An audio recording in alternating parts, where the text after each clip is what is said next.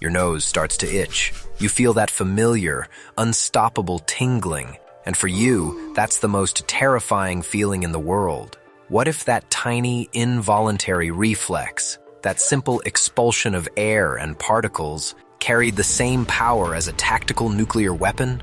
It seems absurd, right?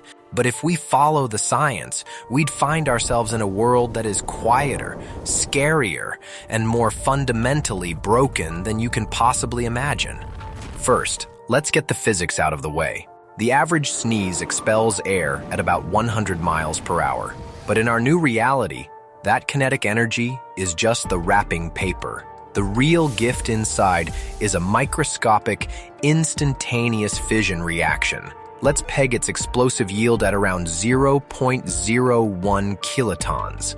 Now that number sounds small. It's not a city killer like the bomb dropped on Hiroshima. That was about 15 kilotons. But 0.01 kilotons is the equivalent of 10 tons of TNT. It's more than enough to turn a city block into a smoking crater every single time. Anyone caught within a few hundred feet of the sneezer would be instantly vaporized. A little further out, and you're dealing with a trinity of destruction, a blinding flash, a searing thermal wave, and a devastating shockwave. On day one, the world wouldn't end with a single bang, but with a billion tiny ones. Imagine the chaos. In the first minute alone, there are roughly 3 million sneezes worldwide. That's 3 million simultaneous, unpredictable detonations across the planet. Highways would be shredded, airports would become glass.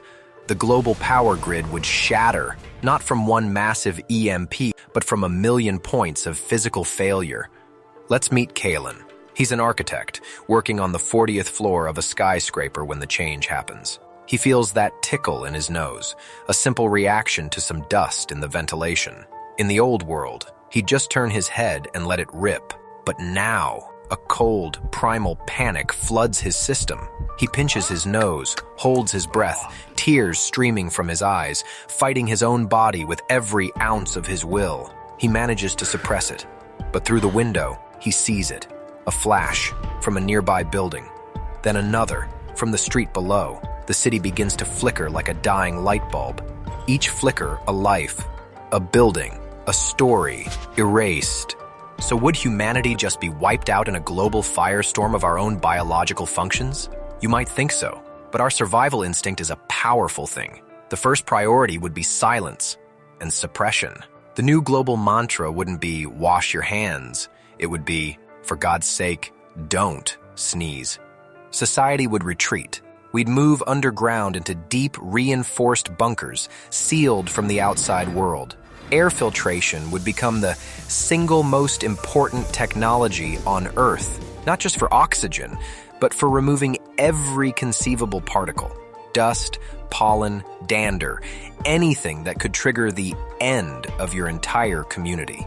These bunkers would be the quietest places imaginable.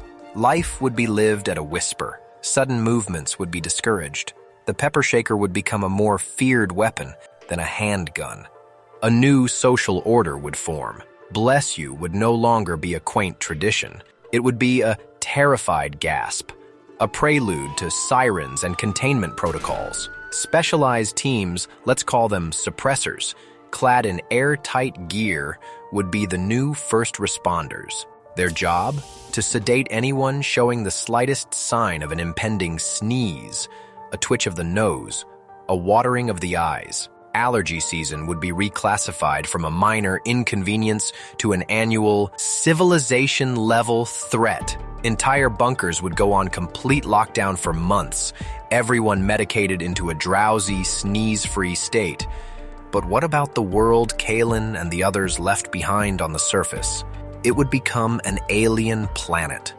The cumulative effect of millions of daily low-yield nuclear detonations would fundamentally rewrite our planet's climate. The atmosphere would be choked with a permanent haze of dust, soot, and radioactive isotopes. This perpetual twilight would trigger a nuclear winter, not from a single war, but from a constant, simmering state of biological warfare against ourselves. Global temperatures would plummet. Sunlight would struggle to reach the ground, killing off most plant life. The world would be painted in shades of gray. Let's check back in on Kalen 20 years later. He's part of a surface expedition, something humanity rarely attempts anymore. He steps out of the armored transport into a world of eerie silence. The air is cold, thin, and tastes of metal even through his rebreather. The sky is a bruised, permanent overcast, and the only light comes from a sun that looks like a dim coin. There are no birds, no insects, just the crunch of irradiated glass and concrete under his boots and the constant, unnerving hum of his Geiger counter. In the distance, a low percussive thump echoes across the wasteland. Someone, somewhere, just sneezed. Then, another. These are the new sounds of nature?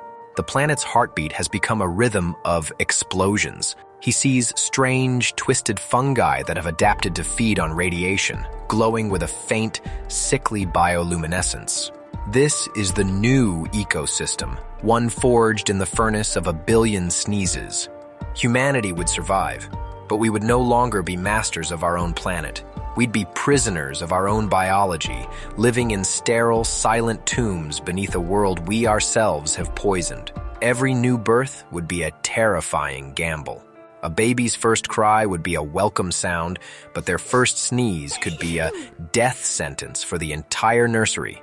The most profound change wouldn't be to the planet, but to us, that tiny, ridiculous, utterly human reflex, a function designed to protect us by clearing our airways, would have become the most destructive force in the known universe. We would spend the rest of our existence in a desperate, silent war against the simple biological urge to clear our nose. It's a strange thought that the power to shatter mountains and boil oceans wouldn't come from our weapons, our anger, or our hatred. It would come from a tickle of dust, a single, uncontrollable, perfectly human, achoo.